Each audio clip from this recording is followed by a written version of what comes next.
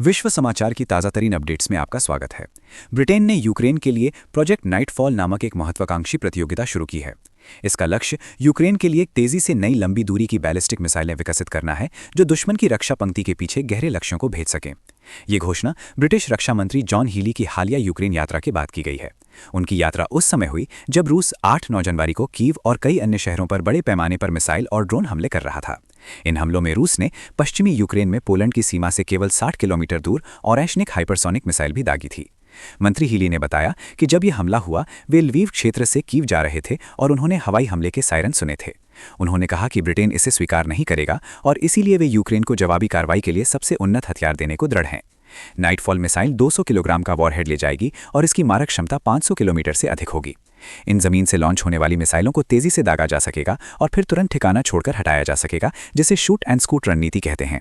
इससे यूक्रेन रूसी सेना की प्रतिक्रिया करने से पहले उच्च मूल्य वाले लक्ष्यों को निशाना बना पाएगा। ब्रिटेन का लक्ष्य प्रति माह 10 मिसाइलों का उत्पादन करना है, जिसकी प्रति मिसाइल लागत 1.07 मिलियन अमेरिकी डॉलर होगी। प्रोजेक्ट नाइटफॉल के तहत 3 औद्योगिक टीमों को $12 मिलियन के 3 विकास अनुबंध दिए जाएंगे, ताकि 1 साल के भीतर परीक्षण के लिए 3 प्रोटोटाइप मिसाइलें बनाई जा सकें।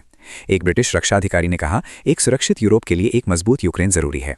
ब्रिटेन की ये नई लंबी दूरी की मिसाइलें यूक्रेन को युद्ध जारी रखने में मदद करेंगी और रूस को चिंता करने के लिए एक और कारण देंगी। यूक्रेन ने रूस के सैन्य और ऊर्जा बुनियादी ढांचे पर लंबी दूरी के हथियारों से हमला करने की अपनी क्षमता बढ़ाने की आवश्यकता पर बार बार जोर दिया है। ब्रिटेन ने यह भी प्रतिबद्धता जताई है कि संघर्ष विराम के बाद वह यूक्रेन में अपने सैनिक भेजेगा, जिसे रूस ने बार बार चेतावनी दी है और विरोध किया है। आज के लिए इतना ही। सुनने के लिए धन्यवाद।